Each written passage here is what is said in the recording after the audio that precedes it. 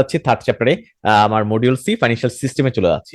তো আমরা অলরেডি কিন্তু ফাইন্যান্সিয়াল সিস্টেম নিয়ে কথা বলছি। তো এখানে আবারও দেখবো যে এই চ্যাপ্টারের প্রথম কোশ্চেন হলো ডিফাইন ফাইন্যান্স, আসলে ফাইন্যান্সটা কি। আমি ফাইন্যান্সে পড়াশোনা করছি, আমি সিএফএ পড়ছি, বা আপনারা এখানে যারা আছেন অনেকে হয়তো ফাইন্যান্স পড়ছেন। আসলে কিন্তু আমরা অনেক সময় ডেফিনেশনটা ভুলে যাই, আসলে ফাইন্যান্স জিনিসটা কি। ফাইন্যান্স জিনিসটা আপনি সহজে মনে রাখেন, আমি যেটা সিম্পলি মনে রাখি, ফাইন্যান্স জিনিসটা হলো ম্যানেজিং মানি, অ্যাসেট এবং ইনভেস্টমেন্ট গুলা ম্যানেজ করা। ঠিক আছে, আমি কিভাবে ম্যানেজ করব, স্মার্টলি ম্যানেজ করব, ইফিসিয়েন্টলি ম্যানেজ করব, যাতে আমি যেটা ফাইন যদি আমি যদি মানি ম্যানেজ করি যাতে বেশি রিটার্ন পাই। হ্যাঁ, আমি যদি অ্যাসেট গুলা ম্যানেজ করি তাহলে যে অ্যাসেট থেকে যাতে বেশি রিটার্ন আসে, এবং ইনভেস্টমেন্ট গুলো যাতে সাউন্ড হয় আর কি। আমি এটা অন্যভাবে ফাইন্যান্সের ডেফিনেশন বলতে পারি, ফাইন্যান্সের ডেফিনেশন আমি অন্যভাবে বলতে পারি যে ফাইন্যান্স হইলো আমি এক খুব খুব কম সোর্সে ফাইন্যান্স, মানে খুব কম কস্টে কোন একটা একটা একটা কোম্পানির জন্য ফাইন্যান্স হইলো যে সে কত কম কস্টে ফান্ড রেজ করতে পারে এবং ওই ফান্ডটা ইফিসিয়েন্টলি ইউজ করতে পারে। আমি আবারও বলতেছি, একটা কোম্পানির জন্য ফাইন্যান্স হইলো ওইটা যে সে কত কম কস্টে আমার ফান্ড রেজ করতে পারে, ফাইন্যান্স করতে পারে, ফান্ড রেজ করতে পারে, ফান্ড কালেক্ট করতে পারে। এটা সে শেয়ার ইস্যু করে করতে পারে, সে বন্ড ইস্যু করে করতে পারে, সে ব্যাংক বোরিং এর মাধ্যমে করতে পারে। সে সার্চ করে সে সবচেয়ে কম সোর্সে থেকে টাকা পাবে, এবং ওই টাকাটা সে প্রপার ইউটিলাইজেশনের মাধ্যমে, প্রোডাকশনের মাধ্যমে সে কত বেশি রিটার্ন জেনারেট করতে পারে, ওইটাই হলো ফাইন্যান্সের মূল কথা। ইট involves activities such as budgeting, financial planning, investment analysis এবং রিস্ক ম্যানেজমেন্ট। এই যে আমি বলতেছি যে আমি মানি মানি ম্যানেজ করা, অ্যাসেট গুলো ম্যানেজ করা, ইনভেস্টমেন্ট গুলো প্রপারলি ম্যানেজ করা। তো এগুলো করার ক্ষেত্রে আমাকে কি করতে হবে, অবশ্যই বাজেটিং করা লাগবে, ফাইন্যান্সিয়াল প্ল্যানিং করা লাগবে, ইনভেস্টমেন্ট অ্যানালাইসিস থাকা লাগবে, রিস্ক ম্যানেজমেন্ট করা লাগবে। মোড অফ ফাইন্যান্স, আমার ফাইন্যান্স হইতে পারে রুডিমেন্টারি ফাইন্যান্স, হইতে পারে ডাইরেক্ট ফাইন্যান্স, হইতে পারে ইনডাইরেক্ট ফাইন্যান্স হইতে পারে। সো মোড অফ ফাইন্যান্স আমরা এটা এটা নিয়ে অবশ্যই একটু হিন্টস দিছিলাম আপনাদেরকে, ডাইরেক্ট ফাইন্যান্স, ইনডাইরেক্ট ফাইন্যান্স নিয়ে কথা বলছিলাম। তার সাথে এটা হলো রুডিমেন্টারি ফাইন্যান্স। রুডিমেন্টারি ফাইন্যান্স হলো আমার আমার ইনফর্মাল এবং ট্রেডিশনাল মেথড অফ ফাইন্যান্সকে আমি আমি রুডিমেন্টারি ফাইন্যান্স বলবো। যে ধরেন আমি আমার বন্ধুর কাছ থেকে টাকা নিয়েছি, টাকা নিয়ে ব্যবসা করতেছি, এটা হবে রুডিমেন্টারি ফাইন্যান্স। আমি আবারও বলতেছি যে আমার বন্ধুর কাছ থেকে আমি টাকা নিয়েছি, টাকা নিয়ে ব্যবসা করতেছি, ওইটা হবে রুডিমেন্টারি ফাইন্যান্সের আন্ডারে পড়বে। ঠিক আছে, ইনফর্মাল লোনের আন্ডারে পড়বে, যে কোনো ফর্মাল লোন না। আমার আমার বন্ধুর ভিতরে কোনো এগ্রিমেন্ট নাই, ঠিক আছে, ফর্মাল কোনো লোন না, জাস্ট আমার পার্সোনাল রিলেশনের বেসিসে টাকাটা দিচ্ছে, এটা হলো রুডিমেন্টারি ফাইন্যান্স। আমি যদি আরেকটু ডিটেল বলি, আমার বন্ধু যদি ব্যাংকে টাকা রাখতো এবং ব্যাংক যদি টাকা পাইতো, ওই টাকা যদি আমি আবার লোন আকারে নিতাম, ওইটা হইলো এটা হইতো ইনডাইরেক্ট ফাইন্যান্স। ঠিক আছে, এটা হইলো তো ফর্মাল ফাইন্যান্স, যে আমি আমার ইনস্টিটিউশনের কাছ থেকে আমি ব্যাংকের কাছ থেকে টাকা নিচ্ছি। বাট রুডিমেন্টারি ফাইন্যান্স হলো উল্টাটা, যে আমি বন্ধুর কাছ থেকে যদি সরাসরি লোন নেই, ওইটা হবে রুডিমেন্টারি ফাইন্যান্স। দুই নম্বর হলো ডাইরেক্ট ফাইন্যান্স। আমার আমার ডাইরেক্ট ফাইন্যান্সটা হলো আমার এটা প্রায় রুডিমেন্টারি ফাইন্যান্সের মতোই। আমি যদি ইনফর্মালি লোন নেই আর কি, ধরেন এটা হলো প্লেসমেন্ট বলতে পারেন। আপনি বন্ড ইস্যু করবেন, আপনি প্লেসমেন্টে শেয়ার ইস্যু করলেন। হ্যাঁ, আপনি ক্যাপিটাল মার্কেটে শেয়ার ইস্যু না করে প্লেসমেন্টে কোনো ব্যক্তির কাছে শেয়ার ইস্যু করেন। আমি আরো সহজ করে বলতেছি, আপনার ডাইরেক্ট ফাইন্যান্সটা হলো আপনি ধরেন একটা কোম্পানি ফর্ম করলেন। কোম্পানিটা কি করে, আপনি সামুদ্রিক চিংড়ি বাইরে রপ্তানি করে। সো আপনি কি করলেন, আপনার টাকা শর্ট পড়ছে, আপনি কি করলেন, আপনি আপনি ওই এলাকায় যারা আছে সবাইকে অফার করলেন যে আমার কোম্পানিতে তুমি টাকা দাও, আমি তোমাকে 10% হারে, 15% হারে রিটার্ন দিব। এই যে ব্যক্তি, মানে ওই ওই এলাকার মানুষগুলো আপনার কাছে টাকা দিচ্ছে 10-15% হারে রিটার্ন পাওয়ার জন্য, এটাকে বলা হবে ডাইরেক্ট ফাইন্যান্স। আমি ডাইরেক্টলি আমি কি সারপ্লাস ইউনিটের কাছ থেকে, আমি ডেফিসিট ইউনিট আছে, আমি ডাইরেক্টলি সারপ্লাস ইউনিটের কাছ থেকে টাকাটা কালেক্ট করে আমি ব্যবসাটা রান করতেছি, ওইটা হবে ডাইরেক্ট ফাইন্যান্স। ইনডাইরেক্ট ফাইন্যান্স আমরা সবাই জানি, ব্যাংকের থ্রুতে যেটা হয়, আমি আমি যাদের টাকা বেশি আছে ওরা ব্যাংকে জমা রাখে, ডিপোজিট রাখে, এবং যাদের ব্যবসা করতেছে, ব্যবসায়ীরা কি করতেছে, ব্যাংক থেকে লোন নিচ্ছে, ওইটা হবে ইনডাইরেক্ট ফাইন্যান্সের আন্ডারে পড়বে। সো এই চ্যাপ্টারটা খুবই খুবই ছোট, আমরা আমরা জিনিসগুলো খুব সিম্পল, আমরা খুব দ্রুত যাব। In a formal financial system who does practice the direct mode of finance. So আমার এই যে পুরো ওয়ার্ল্ড কিন্তু এখন অনেক ডেভেলপ, পুরা সিস্টেম, ফাইন্যান্সিয়াল সিস্টেম কিন্তু ফর্মালি চলে আসছে। তারপরও কেন আমার ইনডাইরেক্ট মোড অফ ফাইন্যান্সটা ইউজ হয়, এটা একটা এই কোশ্চেনটা আসে অনেক সময়। হ্যাঁ, কেন হয়, এটা ফ্লেক্সিবিলিটির কারণে। অনেক সময় এটা মনে হয় ফ্লেক্সিবল, এই কারণে আমরা আসলে এটা ইউজ করে থাকি। যদিও এটা রিস্কি, ডাইরেক্ট মোড অফ ফাইন্যান্সটা রিস্কি, তারপরে এটা অনেক সময় কিন্তু বর্তমানেও প্রচলিত আছে। কেন, এটা ফ্লেক্সিবিলিটির কারণে। So indirect versus direct finance, why prefer indirect both surplus and deficit unit. এটা একটা কমন কোশ্চেন, যে আমরা পুরো পুরো ওয়ার্ল্ডে সবাই কেন ইনডাইরেক্ট ফাইন্যান্সটা পছন্দ করে, সবাই কেন ব্যাংকে টাকা রাখতে পছন্দ করে। ইন জেনারেল যদি চিন্তা করেন, আপনি ইন জেনারেল যদি চিন্তা করেন, মানুষ কিন্তু ব্যাংকে টাকা রাখতে পছন্দ করে বন্ধুকে লোন না দিয়ে অথবা কোনো ব্যবসায়ীকে লোন না দিয়ে। এবং ব্যবসায়ীরাও কি চিন্তা করে, যে আমি আমি ব্যক্তির কাছ থেকে লোন না এনে আমি কি করব, আমি সরাসরি ব্যাংকের কাছ থেকে লোন নিব, অথবা শেয়ার মার্কেটে শেয়ার সেল করবো, অথবা বন্ড সেল করবো। এটা কেন ওইটা প্রিফার করে, কেন করে, এই নিচের কারণগুলোর কারণে। এক নম্বর কারণ হলো রিস্ক ডাইভার্সিফিকেশন। আমার রিস্কটা কিন্তু ডাইভার্সিফাই হয়, যারা যারা ডিপোজিট রাখে তারা যদি সরাসরি যদি কোনো ব্যক্তি ব্যবসায়ীকে টাকা দেয় না পাওয়ার সম্ভাবনা বেশি থাকে, বাট সে যদি ব্যাংকে টাকা রাখে, এখানে ব্যাংক যদি একটা রেগুলেটেড প্রতিষ্ঠান এবং সেন্ট্রাল ব্যাংক দ্বারা রেগুলেটেড হয় এবং গভর্নমেন্ট এপ্রুভড ফাইন্যান্সিয়াল ইনস্টিটিউশন, ওইখানে আমার রিস্কটা কমে যায়। দুই নম্বর হলো এক্সপার্টিস এন্ড এফিসিয়েন্সি। আমার ব্যাংকে কিন্তু এক্সপার্ট, তারা সে বুঝে কাকে লোন দিবে কাকে দিবে না। আমি একজন ব্যক্তি, আমি আমি আমি কিন্তু বুঝবো না যে কাকে আমি লোন দিব না, যদি সরাসরি আমি ব্যবসায়ীকে লোন দিতে চাই। তিন নম্বর হলো কনভিনিয়েন্ট এন্ড অ্যাক্সেসিবিলিটি, বা যেহেতু পুরো ওয়ার্ল্ড এখন খুব ডেভেলপ, সো আমার জন্য এটা কনভিনিয়েন্ট, আমি চাইলেই ব্যাংকের কাছে গিয়ে টাকা রাখতে পারি। বাট আমি যদি কোনো ব্যক্তিকে লোন দিতে চাই, আমাকে কিন্তু মানুষ খুঁজতে হবে যে গিয়ে আমার টাকা নিবা। চার নম্বর হলো রেগুলেটরি ওভারসাইট। এখানে কিন্তু ব্যাংক ডাইরেক্ট ফাইন্যান্সে কিন্তু আমার, ইনডাইরেক্ট ফাইন্যান্সে কিন্তু এখানে রেগুলেটরি বডি আছে, আমি অলরেডি যেটা বলছি, সেন্ট্রাল ব্যাংক আছে, হ্যাঁ, রেগুলেটরি বডি আছে।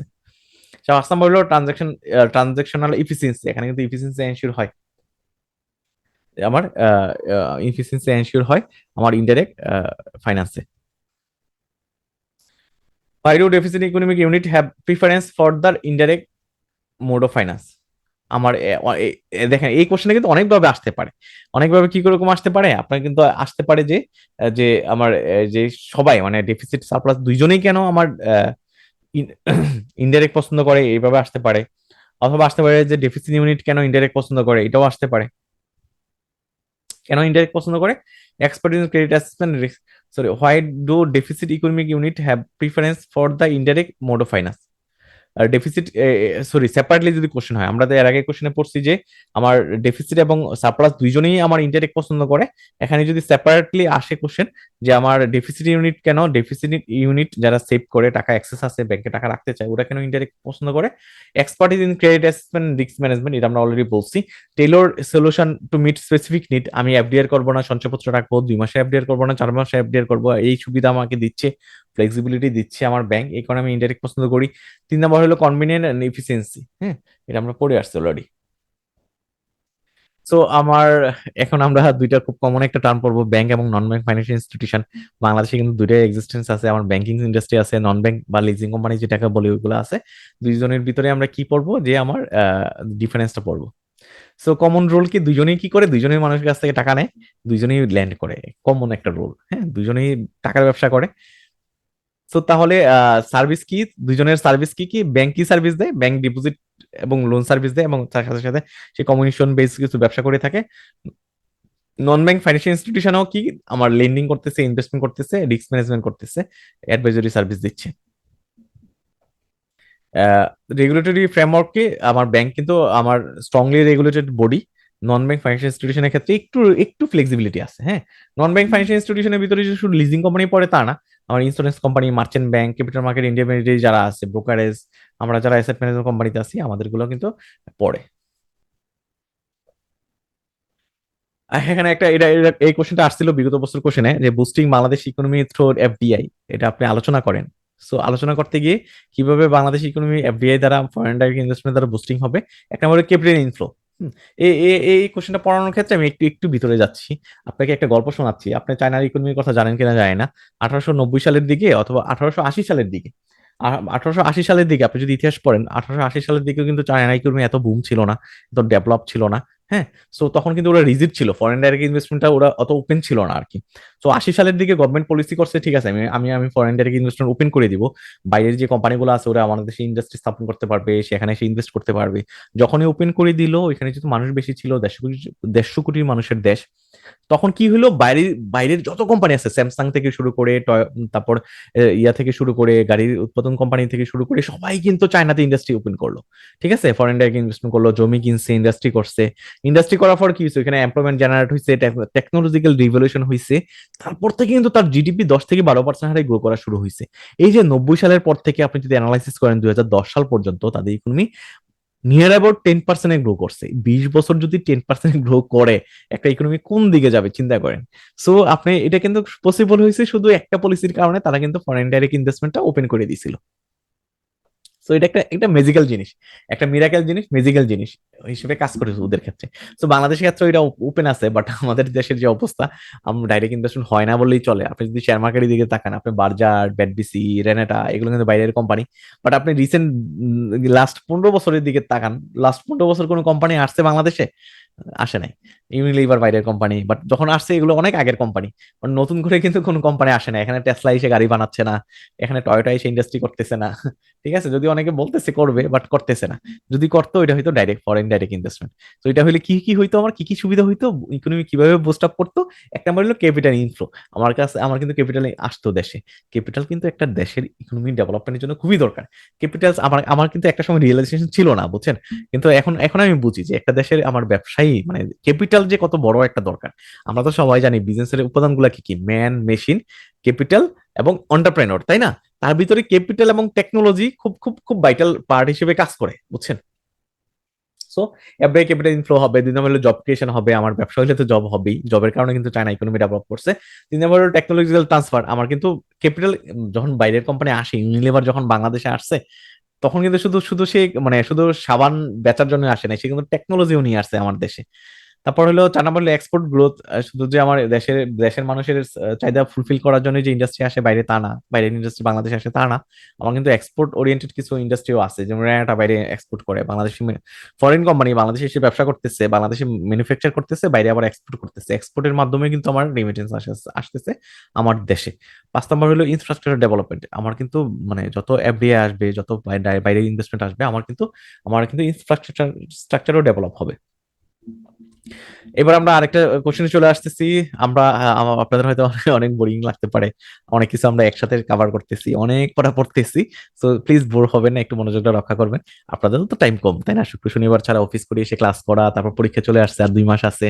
তো এই জিনিসগুলো কভার করা, তারপর আমি যদি এটা 1 ঘন্টার ক্লাসে রূপান্তর করতাম, আপনি 2 দিনের ক্লাসে বসা টাইম নিয়ে, পার্সোনাল এঙ্গেজমেন্ট থাকে, দাওয়াত থাকে, এটা থাকে, ওইটা থাকে, বাজার করাটা থাকে। সো আপনার জন্য টাফ হইতো। সো একটু একটু কনসিডার করবেন যে আমরা একটু দ্রুত যাচ্ছি, অনেক পড়া পড়বো 2 ঘন্টার ক্লাসে। তো এটা একটু কনসিডার করবেন, মনোযোগটা ধরে রাখবেন। তো আমরা যেটা পড়তেছিলাম, যে আমরা একটু আগে পড়ছি, যেটাকে আমরা মাঝে মাঝে একটু পেছনে চলে যাব, আমরা পড়ছি যে এফডিআই এর পড়ছি যে বাংলাদেশ ইকোনমি বুস্ট আপ করার জন্য, ইকোনমি ডেভেলপ করার জন্য এফডিআই এর কি গুরুত্বপূর্ণ, কিভাবে গুরুত্বপূর্ণ ভূমিকা রাখে। আমরা চায়নার এক্সাম্পল বলছিলাম। এখন আমরা আসতেছি যে financial institution similarities between bank এবং নন ব্যাংক ফাইন্যান্সিয়াল ইনস্টিটিউশন। একটু আগে কিন্তু এটা আমরা পড়ে আসছিলাম, তাই না?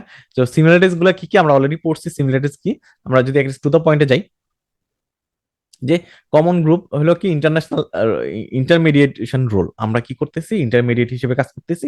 যাদের কাছে বেশি টাকা আছে, আমি ডিপোজিট নিচ্ছি, যাদের টাকা দরকার তাদেরকে লোন দিচ্ছি। 2 নম্বর ফাইন্যান্সিয়াল সার্ভিস, আমরা কিন্তু ফাইন্যান্সিয়াল সার্ভিস গুলো দিয়ে থাকি, শুধু লোন দিয়ে যে তা না, লোনের বাইরেও আমরা অনেক সার্ভিস দিয়ে থাকি। 3 নম্বর রেগুলেটরি ওভারসাইট, আমরা কিন্তু রেগুলেটর প্রপার রেগুলেশনে পরিচালিত হই। দুইজনেই ব্যাংক এবং নন ব্যাংক ফাইন্যান্সিয়াল ইনস্টিটিউশন দুইজনেই রেগুলেটেড হয় বাংলাদেশ ব্যাংক দ্বারা। তারপরে হলো ডিফারেন্স গুলা কি কি, এতক্ষণ আমরা সিমিলারিটিস পড়ছি, 3টা সিমিলারিটিস পড়ছিলাম ব্যাংক এবং নন ব্যাংক ফাইন্যান্সিয়াল ইনস্টিটিউশনে। এবার আসি আমরা ডিফারেন্স গুলা কি কি। ডিফারেন্স গুলা হলো কি, ব্যাংক ব্যাংক কি করতে পারে, মানুষের ডিপোজিট নিতে পারে, হ্যাঁ, কিন্তু নন ব্যাংক ফাইন্যান্সিয়াল ইনস্টিটিউশন কিন্তু ডিপোজিট নিতে পারে না। লিজিং কোম্পানি যদিও পারে, ইন্স্যুরেন্সও নেয়, প্রিমিয়াম আকারে নেয়, বাট ওরা কিন্তু সব ডিপোজিট কিন্তু তাদের জন্য ওপেন না, তাই না? 2 নম্বর হলো ব্যাংকিং সার্ভিস, আমার আমার ব্যাংক কিন্তু ব্যাংকিং সার্ভিস প্রোভাইড করে থাকে, নন ব্যাংকিং ফাইন্যান্সিয়াল ইনস্টিটিউশন কিন্তু সব সার্ভিস প্রোভাইড করতে পারে না। সো এবার আসি আমরা ফাইন্যান্সিয়াল ইনস্টিটিউশনের ডিফারেন্স। 3 নম্বর ডিফারেন্স হলো রেগুলেটরি ফ্রেমওয়ার্ক। আমার ব্যাংক নন ব্যাংক ফাইন্যান্সিয়াল ইনস্টিটিউশন দুইজনেই কিন্তু রেগুলেটেড, বাট ব্যাংক একটু বেশি রেগুলেটেড, নন ব্যাংক ফাইন্যান্সিয়াল ইনস্টিটিউশন একটু কম রেগুলেটেড। রিস্ক এক্সপোজার, আমার ব্যাংকের রিস্ক হলো লিকুইডিটি, ইন্টারেস্ট রেট রিস্ক ওরা বের করে থাকে। নন bank financial institution more expose to credit এবং মার্কেট রিস্ক। ওদের ওদের ক্ষেত্রে, নন ব্যাংক ফাইন্যান্সিয়াল ইনস্টিটিউশনের ক্ষেত্রে ক্রেডিট এবং মার্কেট রিস্কটাই বেশি। Function of non bank financial institution Bangladesh, আপনার বাংলাদেশে নন ব্যাংক ফাইন্যান্সিয়াল ইনস্টিটিউশনের ফাংশন গুলো কি কি আমরা এখানে দেখবো। ফাংশন হলো আমি কি করতেছি, আমি নন ব্যাংক ফাইন্যান্সিয়াল ইনস্টিটিউশন, আমি নন ব্যাংক ফাইন্যান্সিয়াল ইনস্টিটিউশন কি করে, আমার লোন প্রোভাইড করে থাকে, ইনভেস্টমেন্ট সার্ভিস দিয়ে থাকে, লিজিং লিজিং করে থাকে। আমি আইডিএফসি তে ছিলাম 6 মান্থ আমার ক্যারিয়ারের শুরুতে। সো আপনার লিজ ফাইন্যান্স করতাম, মানুষকে আমি সরাসরি লোন না দিয়ে আমি গাড়িটা কিনে দিতাম, গাড়িটা আমাদের নামে থাকতো। হ্যাঁ। 4 নম্বর হলো ইন্স্যুরেন্স প্রোডাক্ট, ইন্স্যুরেন্স কোম্পানিগুলো ইন্স্যুরেন্স প্রোডাক্ট অফার করতেছে। এবার কোশ্চেন হলো growth of non bank financial institution in Bangladesh. বাংলাদেশে কিন্তু নন ব্যাংক ফাইন্যান্সিয়াল ইনস্টিটিউট গ্রোথটা কিরকম এটা আলোচনা করব। সো এখন গ্রোথটা হলো কি, ধরেন আমার আমি রেভলিউশন গুড বলবো না, নন ব্যাংক ফাইন্যান্সিয়াল ইনস্টিটিউশন বাংলাদেশে খুব ভালো করতেছে বলবো না, ঠিক আছে। সো আমার এখানে expansion, steady increase in the number of NBFI, আমাদের এনবিএফআই নাম্বারটা একটা একটা স্মুথ একটা ইনক্রিজ আছে। আমাদের বাংলাদেশে এনবিএফআই মানে 37টা non bank financial institution leasing company আছে। এসএমই ফাইন্যান্স আমার কিন্তু এসএমই ফাইন্যান্সটা কিন্তু ওদের মাধ্যমে হয়। টেকনোলজিক্যাল অ্যাডভান্সমেন্ট, আমার নন ব্যাংক ফাইন্যান্সিয়াল ইনস্টিটিউশন মধ্যে টেকনোলজিক্যাল অ্যাডভান্সমেন্ট হচ্ছে, ফাইন্যান্সিয়াল ইনক্লুশন হচ্ছে। আর যদি ব্যাংক সাইডটা থাকতো, যতটুকু না কাভারেজ দিত, যতজন না ফাইন্যান্সিয়াল সার্ভিসটা পাইতো, 37টা লিজিং কোম্পানি থাকাতে কিন্তু আরো বেশি মানুষ কিন্তু সার্ভিসটা পাচ্ছে, ওইটাকে বলা হচ্ছে ফাইন্যান্সিয়াল ইনক্লুশন। তো এখন আমরা চলে যাচ্ছি what are the financial instrument, financial, এই যে আমরা ফাইন্যান্সিয়াল সিস্টেম নিয়ে কথা বলছি, ব্যাংক নন ব্যাংক ফাইন্যান্সিয়াল ইনস্টিটিউশন নিয়ে কথা বলছি, এখন আমরা আসি যে আসলে ফাইন্যান্সিয়াল ইনস্ট্রুমেন্ট গুলা কি ইনস্ট্রুমেন্ট ফাইন্যান্সিয়াল সিস্টেমে থাকে। এটা আমরা সবাই জানি। ফাইন্যান্সিয়াল ইনস্ট্রুমেন্ট একটু মনে করার চেষ্টা করেন তো, ফাইন্যান্সিয়াল ইনস্ট্রুমেন্ট গুলো কি? আমি যখন ব্যাংকে এফডিআর করতেছি, এটা একটা এফডিআর একটা ইনস্ট্রুমেন্ট, তাই না? আমি বন্ড একটা ইনস্ট্রুমেন্ট, স্টক একটা ইনস্ট্রুমেন্ট, শেয়ারের যে শেয়ার গুলা, এই সবগুলো কিন্তু ফাইন্যান্সিয়াল ইনস্ট্রুমেন্টের ভিতরে পড়ে। Clear? Classification of financial instrument, classification গুলো কি আমি এখানে আর একটু ডিটেল আলোচনা করছি, পড়াটা খুবই মজা। ইকুইটি ইনস্ট্রুমেন্টের ভিতরে কি স্টক পড়ে, হ্যাঁ। ডেট ইনস্ট্রুমেন্টের ভিতরে বন্ড পড়ে। ডেরিভেটিভ ইনস্ট্রুমেন্টের ভিতরে অপশন সব পড়ে, যদিও বাংলাদেশে ডেরিভেটিভ ইনস্ট্রুমেন্ট নাই বললেই চলে। ডেরিভেটিভ বাংলাদেশে চালু হবে বলতেছে, বাট এখনো কিন্তু চালু হয় নাই, এই কারণে এটা আমাদের কাছে পরিচিত না।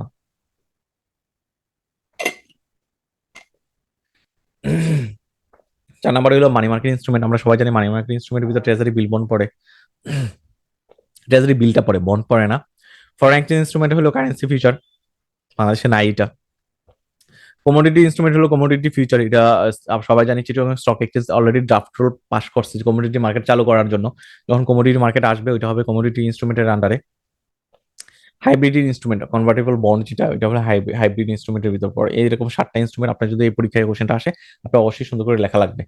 আমরা এখানে অনেকগুলো ডিফারেন্স পড়বো, আজকে ক্লাসে প্রায় শেষ দিকে চলে আসছি, আপনার এই বুড়ো হবে না, একটু মনোযোগটা ধরে রাখবেন। আমরা এখানে খুব সুন্দর সুন্দর অনেকগুলো ডিফারেন্স পড়বো, আমি খুব সুন্দর করে লিখছি, এটা শিওর। আমি জানি না আমি কতটুকু সুন্দরভাবে বুঝাইতে পারতেছি, বাট এটা এই ব্যাপারে আমি কনফিডেন্ট যে আমার স্লাইড গুলো খুবই রিচ, খুবই সুন্দরভাবে সাজানো, টু দা পয়েন্টে সাজানো, এখানে কোনো ভুল নাই, এবং আপনি পড়লেই বুঝতে পারবেন। হ্যাঁ, open market operation, open market এবং নেগোশিয়েবল মার্কেটের ডিফারেন্স, এটা কোশ্চেনটা এসে থাকে পরীক্ষায়। ওপেন মার্কেট কোনটা, নেগোশিয়েবল মার্কেট কোনটা, আমরা শুরুতে ডেফিনিশন দেখবো, পরে একটা এক্সাম্পল দেখবো। তো ওপেন মার্কেট কোনটা? ওপেন মার্কেট হলো আমার, ওপেন মার্কেটটা হলো সবার জন্য ওপেন থাকে, নাম দেখে বোঝা যাচ্ছে সবার জন্য ওপেন, এবং এটা প্রাইসটা ডিটারমাইন্ড হয় সাপ্লাই এবং ডিমান্ডের বেসিসে। নেগোশিয়েবল মার্কেট হলো, ধরেন আমি নেগোশিয়েট করতেছি, হ্যাঁ, আমার কোর্সটা আপনি কত টাকা নিতে চাচ্ছেন, আমি বলতেছি 4,000 টাকা দেওয়া লাগবে, এই যে আপনার আমার ভিতরে নেগোসিয়েশন হচ্ছে, এটা নেগোশিয়েশন মার্কেটের ভিতরে পড়ে, বিটুইন বায়ার এবং সেলার, এখানে নেগোশিয়েট হয় বায়ার এবং সেলার। ওপেন মার্কেটে কোনো সে থাকে না, আমি বায়ার সেলার থাকে, কিন্তু এখানে নেগোশিয়েট করার অপশন থাকে না, মার্কেটে যে প্রাইস ওই প্রাইসে নেওয়া লাগে। ঠিক আছে, আমি আবারও বলতেছি, ধরেন ওপেন মার্কেটের এক্সাম্পল হইতে পারে চালের বাজার হইতে পারে। ঠিক আছে, তো চালের বাজারে কিন্তু নেগোশিয়েট করার কিছু নাই, ধরেন আপনার রশিদের চাল সব দোকানে সেম সেম প্রাইসে সেল হয়, এখানে নেগোশিয়েট করে কমানোর কিছু নাই, সবাই, আপনি চাইলেও আপনি গিয়ে চাল বিক্রি করতে পারেন একটা অন্য একটা ব্র্যান্ড দিয়ে, এটা সবার জন্য ওপেন। হ্যাঁ, এখানে সাপ্লাই এবং ডিমান্ডের বেসিসে প্রাইসটা ডিটারমাইন্ড হয়। নেগোশিয়েবল মার্কেট হলো নেগোশিয়েট করা যায়।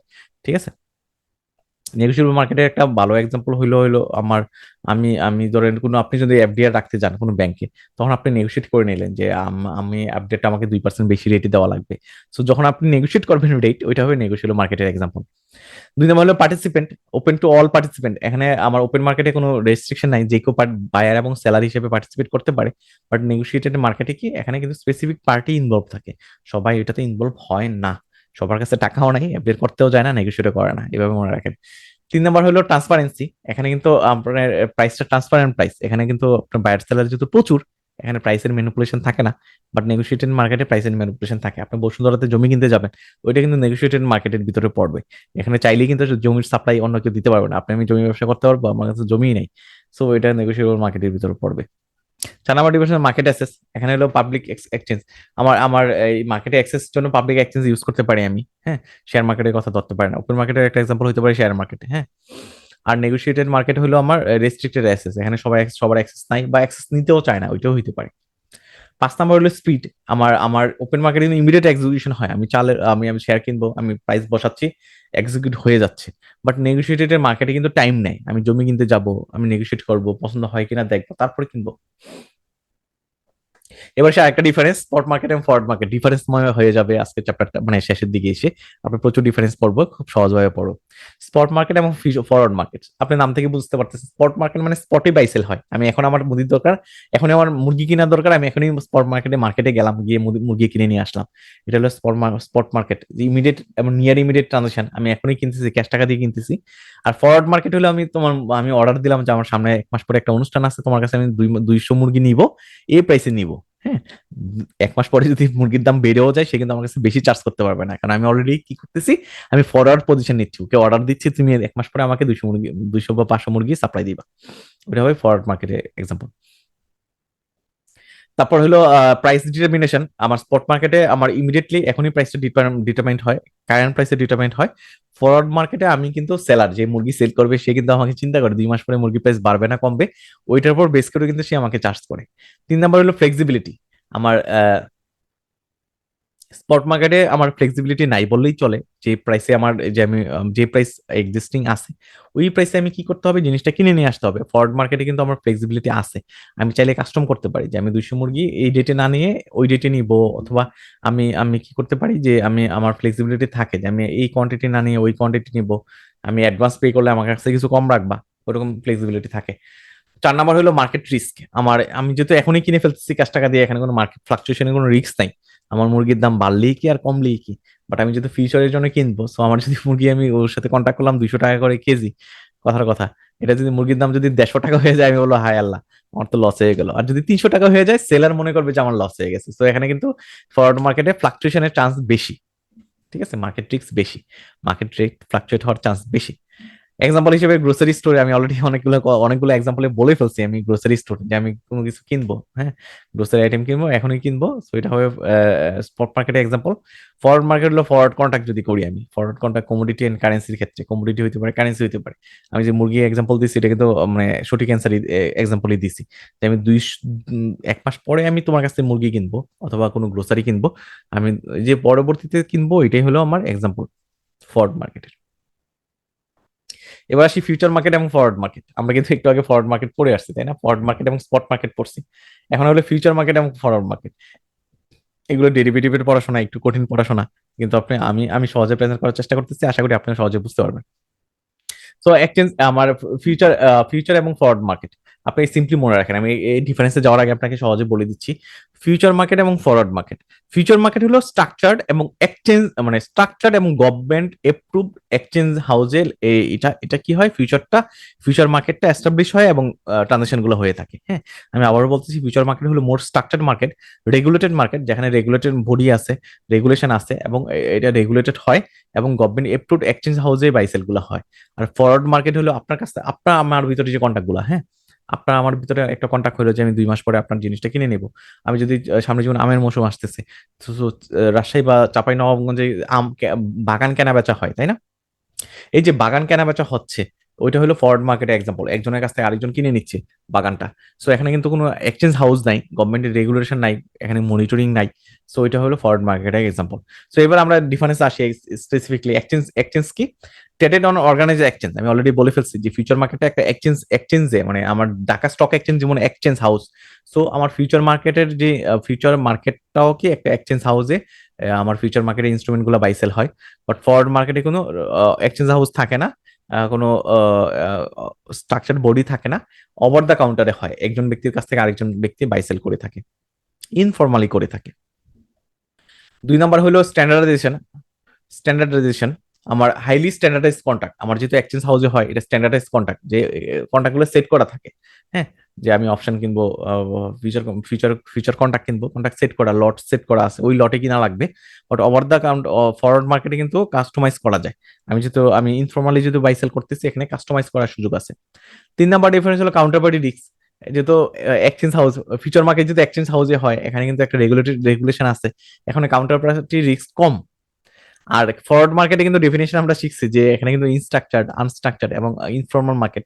ওইখানে যদি বিট্রে করে, বাগানের মালিক যদি বলে যে আমি বলছিলাম ঠিক আছে তোমার কাছে বাগানটা সেল করবো, বাট আমি এখন সেল করবো না, তাহলে কিন্তু কিছু করার থাকে না। ঠিক আছে, তো কাউন্টার পার্টি রিস্ক বেশি হলো ফরওয়ার্ড মার্কেটে, ফিউচার মার্কেটে কিন্তু কম।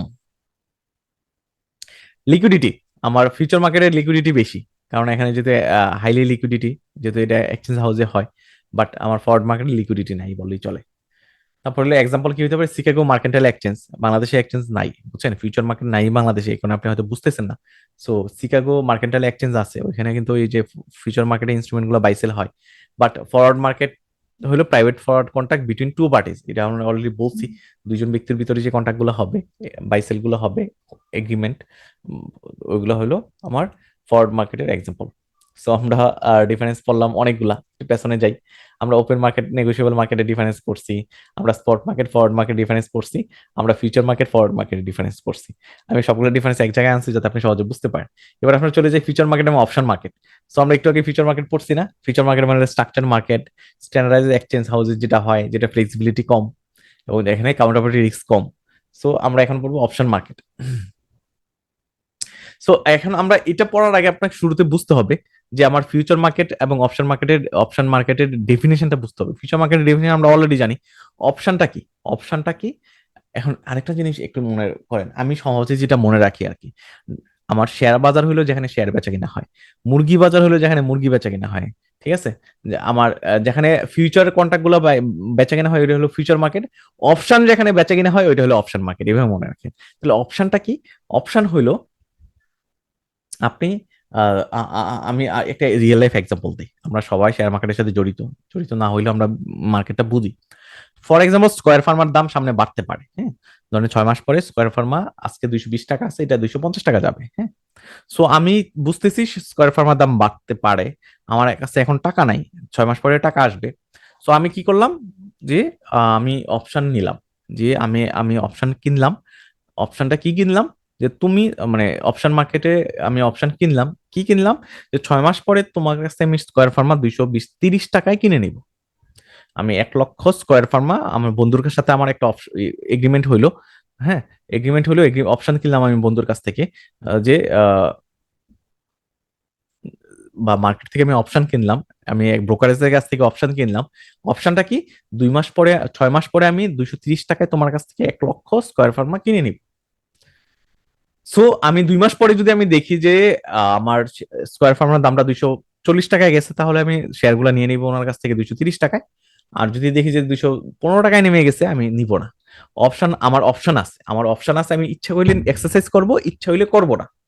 ফিউচার মার্কেটে কিন্তু এরকম নাই। ফিউচার মার্কেটে যখন আমি কোন প্রোডাক্ট কিনি, আমাকে কিন্তু 2 মাস পরে আমি যদি স্কোয়ার ফার্মা কিনি 220 টাকায়, ফিউচার কন্ট্রাক্টে যাই, আমাকে 230 টাকায় কিনতে বাধ্য থাকবো ফিউচার মার্কেটে। বাট অপশনের ক্ষেত্রে আমার অপশন আছে, নাম থেকে বোঝা যাচ্ছে আমার অপশন আছে, আমি ইচ্ছা হইলে কিনবো, ইচ্ছা হইলে কিনবো না। এটা মনে রাখেন, এভাবে মনে রাখেন। তার বিনিময়ে আমি একটা কমিশন দিব। সো কন্ট্রাক্টটা কি, আমার ফিউচার কন্ট্রাক্ট হলো অব্লিগেটরি, আমি অলরেডি বলে ফেলছি, তাই না। আমি যদি ফিউচার কন্ট্রাক্ট যদি কিনি 230 টাকায়, আমার স্কোয়ার ফার্মা 1 লক্ষ টাকা আমার কিনতে আমি বাধ্য থাকবো। বাট আমি যদি অপশন কিনি, আমি যদি দেখি দাম বেশি হয়েছে কিনবো, না হলে কিনবো না, এটা আমার অপশনাল। 2 নম্বর ডিফারেন্স হলো বায়ার রাইট। এখানে অব্লিগেটেড টু বাই, আমার এখানে বায়ার, বায়ার কিন্তু অব্লিগেটেড থাকে বাই করার ক্ষেত্রে, যে সে কিনতেই হবে। বাট অপশনাল মার্কেটে কিন্তু has the right to buy underlying asset or not underlying asset. আমি ইচ্ছে হলে কিনবো, ইচ্ছে হলে কিনবো না, ওই প্রথম কথাটাই আমি ঘুরাই লিখতে হবে। 3 নম্বর হলো পটেনশিয়াল লস। আমার ফিউচার মার্কেটে কিন্তু আনলিমিটেড লস, যেহেতু আমি 230 টাকায় কিনতে বাধ্য, তো এটা যদি 210 টাকায়ও নেমে যায়, বা এটা যদি 10 টাকায়, শুধু 10 টাকায় চলে আসে, তাহলে আমার কিন্তু হিউজ পরিমাণ লস হবে। বাট অপশনে কিন্তু লিমিটেড টু প্রিমিয়াম, আমার লসটা শুধু প্রিমিয়াম, আমি যে তাকে যে প্রিমিয়ামটা দিচ্ছি, অপশন কেনার জন্য যে অপশন কেনার যে খরচটা দিচ্ছি, ওইটাই আমার লস, এর বাইরে কোনো লস হয় না। আমি যেহেতু ফাইন্যান্সে ছিলাম, আমি যেহেতু সিএফএ পড়ছি, সিএফএ এগুলো রিগুলাসলি পড়ছি, যার কারণে আমি কিন্তু আপনাদের খুব সুন্দর করে বুঝাইতে পারতেছি জিনিসগুলো, কারণ আমার একটা ক্লিয়ার কনসেপ্ট আছে এই জিনিসগুলোর প্রতি। আমরা প্রচুর পড়াশোনা করছি অপশন নিয়ে, ফরওয়ার্ড নিয়ে, ডেরিভেটিভ নিয়ে। সো 4 নম্বর ডিফারেন্স হলো price determination based on supply and demand. আমার ফিউচার মার্কেটে প্রাইসটা ডিটারমাইন্ড হয় সাপ্লাই ডিমান্ডের উপর বেস করে, আর অপশন মার্কেটে আমার আমার based on supply and demand and option pricing. এখানে আমার, এখানে শুধু সাপ্লাই ডিমান্ডের উপর বেস করে প্রাইসিংটা হয় না, এখানে কিন্তু অপশনের একটা প্রিমিয়াম দেওয়া লাগে। আমি অপশনটা কেনার জন্য একটা খরচ দেওয়া দরকার হয়, ওইটাও আমার কনসিডার করা দরকার হয়। 5 নাম্বার হলো এক্সাম্পল। এক্সাম্পল কি, traditional future contract for commodity. আমি ধরেন কমোডিটির ক্ষেত্রে ধরেন হইতে পারে যে আমি ধরেন আমের আমের এক্সাম্পল দিছি, যে আমি তোমার কাছ থেকে তোমার পুরো বাগানটা কিনে নিব এত টাকা দিয়ে, এটা হলো ফিউচার কন্ট্রাক্টের এক্সাম্পল। আর অপশন কন্ট্রাক্টের এক্সাম্পল হলো বাইং কল অপশন, যে আমি আমি আমি তোমার কাছ থেকে বাগানটা কিনতে পারি, নাও কিনতে পারি, ঠিক আছে, আমি অপশন কিনলাম, এত টাকা দিয়ে তোমার বাগানটা আমি কিনতে পারি, নাও কিনতে পারি। সো যদি এখানে আমি স্টকের এক্সাম্পল দিচ্ছি, আপনি কিন্তু আমের বাগানের এক্সাম্পল দিয়েও এটা বলতে পারেন। এবার আরেকটা ডিফারেন্স, পারফেক্টলি কম্পিটিটিভ মার্কেট এবং ইফিশিয়েন্ট মার্কেট। এটা অবশ্য সহজ। পারফেক্টলি কম্পিটিটিভ মার্কেট এবং ইফিশিয়েন্ট মার্কেট, আমার পারফেক্টলি কম্পিট, আমি একটু একটু একটু একটু আমি খুব ডিটেলে যাব না, আমি একটা আইডিয়া দিয়ে দিচ্ছি আপনাদেরকে। পারফেক্টলি কম্পিটিটিভ মার্কেটের ডেফিনেশন হলো যেখানে অনেক বায়ার থাকবে, অনেক সেলার থাকবে, পারফেক্টলি কম্পিটিটিভ হবে এবং প্রাইসটা ডিটারমাইন হবে ওই বায়ার সেলারের কম্বিনেশনে। বাট ইফিশিয়েন্ট মার্কেটের কিন্তু ওইটা বলতেছে না। ইফিশিয়েন্ট মার্কেটে বলতেছে এখানে কোনো ইনফরমেশনের গ্যাপ থাকবে না, ট্রান্সপারেন্ট ইনফরমেশন থাকবে, সবাই সবকিছু জানবে, তারপর ওই জানার বেসিসে, নলেজ বেসিসে সে বাই সেল করবে। তো আমি এটা ডিটেলে গেলাম না, আপনি একটু দেখে নিবেন।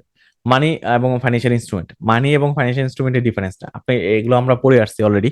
মানি নিয়ে আমরা অনেক কথা কথা বলছি, এটা মিডিয়াম অফ এক্সচেঞ্জ, স্টোর হিসেবে কাজ করে, ইউনিট অফ অ্যাকাউন্ট হিসেবে কাজ করে। আর ফাইন্যান্সিয়াল ইনস্ট্রুমেন্ট হলো আমার কি, এটা বিল হইতে পারে, বন্ড হইতে পারে, এফবিআর হইতে পারে, এগুলো হলো ইনস্ট্রুমেন্ট যেগুলো আমার কি, আমার অ্যাসেট গুলোকে, এটা আমার মিডিয়ামে আমার স্টোর অফ ভ্যালু হিসেবে কাজ করে। বাট এটা আমার একটা এগ্রিমেন্ট, কন্ট্রাক্ট, আমার একজনের সাথে আরেকজনের কন্ট্রাক্ট। আমি যখন এফডিআর রাখতেছি আমার ব্যাংকের সাথে, কিন্তু আমার একটা এগ্রিমেন্ট হচ্ছে যে তুমি আমাকে এফডিআর এগেন্স্ট এতটা পার্সেন্ট ইন্টারেস্ট রেট দিবা। ঠিক আছে। ফর্মটা কি, আমার মানি হইলো আমার ফিজিক্যাল ফর্মে হইতে পারে, ডিজিটাল ফর্মে হইতে পারে। আমার ফাইন্যান্সিয়াল ইনস্ট্রুমেন্ট গুলোও কিন্তু আমার আমার ফিজিক্যাল ফর্মে হইতে পারে, ডিজিটাল ফর্মে হইতে পারে। যদিও ফাইন্যান্সিয়াল ইনস্ট্রুমেন্ট এখন ফিজিক্যাল ফর্মে নাই বললেই চলে। 3 নম্বর হলো ইউজেস। আমি আমি নর্মালি মানিটা কি করি, ট্রানজাকশনের জন্য ইউজ করে থাকি, আমার পেমেন্টের জন্য ইউজ করে থাকি। বাট ফাইন্যান্সিয়াল ইনস্ট্রুমেন্ট গুলো আমি নর্মালি ইউজ করি কিসের জন্য, আমার ইনভেস্টমেন্টের জন্য, আমার স্টোর অফ ভ্যালুর জন্য, আমি আমার ভ্যালুটাকে স্টোর করে রাখার জন্য। ইন্টারেস্টিং ভ্যালু, মানির ইন্টারেস্টিং ভ্যালু খুব সহজ। আমি 100 টাকা আমার কাছে আছে, এটার ভ্যালু মানে 100 টাকা, বের করা খুব সহজ। বাট আমার ফাইন্যান্সিয়াল ইনস্ট্রুমেন্টের ইন্টারেস্টিং ভ্যালু বের করতে হলে আমাকে ক্যালকুলেশনের দরকার হয়। আমি ধরেন আমি একটা বন্ড কিনছি কোনো একটা কোম্পানি, সো বন্ডে আমি ক্যালকুলেট করে বের করার দরকার হয় যে এত, এটার ভ্যালু এত টাকা। রিস্ক এবং রিটার্ন, আমার generally consider low risk and stable in value. আমার মানির কিন্তু রিটার্ন রিস্কটা খুবই কম। বাট আমার আমার আমার ফাইন্যান্সিয়াল ইনস্ট্রুমেন্ট যদি আমি হোল্ড করি, ডিপেন্ড করবে আমি কি ইনস্ট্রুমেন্ট হোল্ড করতেছি। আমি যদি কোনো খারাপ কোম্পানি শেয়ার কিনি, তাহলে ওইটা ইনস্ট্রুমেন্ট আমার কিন্তু ওইটা রিস্ক বেশি। ঠিক আছে। সো ওইটা ভেরি করে, বাট মানির ক্ষেত্রে এতটা ফ্লাকচুয়েট করে না। সো জিনিসগুলো খুব সহজ, আমি চেষ্টা করতেছি খুব সহজভাবে বোঝানোর জন্য। আমরা শেষ পর্যায়ে চলে আসছি, একটু মনোযোগটা রাখবেন। আন্ডারস্ট্যান্ডিং দ্য ফাইন্যান্সিয়াল ডেভেলপমেন্ট, আমরা এটা এটা একটু পড়ে নেবেন। মেজারিং ফাইন্যান্সিয়াল ডেভেলপমেন্ট, এগুলো এগুলো রিপিটেড পড়া, এগুলো আমরা আগে পড়ে আসছি। সো এগুলো বিগত বছরের কোশ্চেনে আসছে, এই কারণে আমি এখানে নিয়ে আসছি, এগুলো আপনারা দেখবেন। এটা আমাকে অবশ্যই পড়ানো লাগবে। ব্যালেন্স অফ পেমেন্টের কম্পোনেন্ট গুলা কি কি। Component of balance of payment হইলো আমার কি, আমার current account, capital account, financial account. আমরা এইটা কিন্তু পরীক্ষা এসে থাকে, 97-এ আসছে এবং সামনেও আসতে পারে। আমার ব্যালেন্স অফ পেমেন্ট আমরা সবাই জানি, ব্যালেন্স অফ পেমেন্ট বাংলাদেশের জন্য রিজার্ভ নেগেটিভ, রিজার্ভটা কিন্তু ব্যালেন্স অফ পেমেন্ট। ঠিক আছে। সো রিজার্ভ হলো ব্যালেন্স অফ পেমেন্ট। এটা কম্পোনেন্ট গুলো কি কি, current account, capital account, financial account. Current অ্যাকাউন্টে কি কি কি পড়ে আমার, আমি যে এক্সপোর্ট করতেছি, ইম্পোর্ট করতেছি, এই ডিফারেন্সটা হলো আমার আমার কারেন্ট অ্যাকাউন্টের ভিতরে আসবে। আমার যে ঠিক আছে, আমার আমার আমার বাংলাদেশের অনেক অনেক ব্যবসায়ী কিন্তু বাইরে বাড়ি আছে, ইন্ডাস্ট্রি আছে। সো ইনভেস্টমেন্টটা কারেন্ট অ্যাকাউন্টে, ইনভেস্টমেন্টের যে ইনকামটা ওইটা কারেন্ট অ্যাকাউন্টের ভিতরে আসবে। ট্রান্সফার গুলো কারেন্ট অ্যাকাউন্টের ভিতরে আসবে। ক্যাপিটাল অ্যাকাউন্টে কোনটা আসবে, তাহলে তাহলে ক্যাপিটাল অ্যাকাউন্টে আসবে হলো আমি যদি কোনো অ্যাসেট, যদি ফিক্সড অ্যাসেট গুলো আর কি, acquisition of sale and acquisition of fixed asset, এগুলো আমার ক্যাপিটাল অ্যাকাউন্টে আসবে। আমার ক্যাপিটাল অ্যাকাউন্টে আসবে আমি যদি বাইরে দুবাইতে কোনো বাড়ি কিনি, তাহলে আমার কি হবে, ক্যাপিটাল অ্যাকাউন্ট মাইনাস হবে। হ্যাঁ। আর যদি আমি আমি বাইরের কেউ যদি বাংলাদেশে বাড়ি কিনে, তাহলে ক্যাপিটাল অ্যাকাউন্ট প্লাস হবে। ফাইন্যান্সিয়াল অ্যাকাউন্ট কোনগুলো, investment in business, stock and bond. কোনো বাইরের কেউ যদি বাংলাদেশে এসে শেয়ার মার্কেটে ইনভেস্ট করে, ও যে টাকা সে, যে পরিমাণ ডলার সে বাংলাদেশে নিয়ে আসবে শেয়ারে ইনভেস্ট করার জন্য, এটা ফাইন্যান্সিয়াল অ্যাকাউন্টের পার্ট হবে। আমি যদি কোনো বাংলাদেশের বাইরে, দেশের বাইরে যদি কোনো ইনভেস্টমেন্ট করি শেয়ারে, বন্ডে, স্টকে, ওটা আমার ফাইন্যান্সিয়াল অ্যাকাউন্টের নেগেটিভ হবে। তো এখানে একটা এক্সাম্পল দিচ্ছি, সিম্পল একটা এক্সাম্পল, যে আমার নিচের ইনফরমেশন থেকে আমাকে কমপ্লিট করতে বলছে, ফাইন্যান্সিয়াল অ্যাকাউন্টের ব্যালেন্সটা কমপ্লিট করতে বলছে, আমাকে ক্যালকুলেশন করতে বলছে ফাইন্যান্সিয়াল অ্যাকাউন্টের ব্যালেন্সটা। সো আমরা অলরেডি ফাইন্যান্সিয়াল অ্যাকাউন্টের আন্ডারে কি পড়ছিলাম, ফাইন্যান্সিয়াল অ্যাকাউন্টে ইনভেস্টমেন্ট আসবে, ইনভেস্টমেন্ট বিজনেস, স্টক এবং বন্ডে ইনভেস্টমেন্ট গুলো আসবে। So net foreign direct investment, so ইনভেস্টমেন্টটা কিন্তু এই যে সলিউশন সেকেন্ড প্যারাতে দেখেন, সেকেন্ড টেবিলে নেট ফরেন ডাইরেক্ট ইনভেস্টমেন্ট কিন্তু আসছে, নেট প্রফিট পোর্টফোলিও ইনভেস্টমেন্ট আসছে, নেট ওয়াইজ আর্নার রেমিটেন্স আসছে, আসবে না। এটা নেট ওয়াইজ আর্নার রেমিটেন্সটা আসবে না ইনভেস্টমেন্টে, ক্যাপিটাল অ্যাকাউন্টে। নেট ওয়াইজ আর্নার রেমিটেন্সটা আসবে হলো আমার আমার এটা কারেন্ট অ্যাকাউন্টে আসবে। ঠিক আছে। কারেন্ট ইনকাম, যেমন ইনভেস্টমেন্ট এন্ড ইনকামটা আমার কারেন্ট অ্যাকাউন্টে আসবে। So net foreign direct, net wise earner রেমিটেন্সটা আমার কারেন্ট অ্যাকাউন্টে আসবে, যার কারণে কিন্তু সেকেন্ড টেবিলে আমার ক্যালকুলেশনে নাই। অ্যাসেট ফান্ডিং হলো আমার ক্যাপিটাল অ্যাকাউন্টে আসবে, এরর এন্ড ওমিশন আমার ক্যাপিটাল অ্যাকাউন্টে আসবে। সো এটা হলো সিম্পল একটা ক্যালকুলেশন, সিম্পল একটা ম্যাথ, এটাও পরীক্ষা এসে থাকে। এখন আসি, এটাও আমার জানা লাগবে, asymmetric information in financial market. Asymmetric ইনফরমেশনটা হলো যে ইমব্যালেন্স ইন আমার আমার আমার আমার এই বাংলাদেশে কিন্তু প্রচলিত এই জিনিসটা, অ্যাসিমেট্রিক ইনফরমেশন ইন ফাইন্যান্সিয়াল মার্কেটের ক্ষেত্রে। ধরেন আপনি কোনো একজন ব্যক্তি, হ্যাঁ, কোনো একজন ব্যক্তি না, ঢাকা শহরে কেউই জানে না, ধরেন একটা খারাপ ব্যাংকের অবস্থা খারাপ, সে ডিফল্ট হয়ে যেতে পারে, মানুষের টাকা ফেরত না দিতে পারে। সো এই জিনিসটা যদি সবাই না জানে, ওইটাকে আমি বলবো যে ফাইন্যান্সিয়াল এসিমেট্রিক ইনফরমেশন। এসিমেট্রিক ইনফরমেশন মানে ইনফরমেশনের কোনো ট্রান্সপারেন্সি নাই, হ্যাঁ, ইফিসিয়েন্সি নাই, ইনএফিশিয়েন্ট একটা ফাইন্যান্সিয়াল মার্কেট।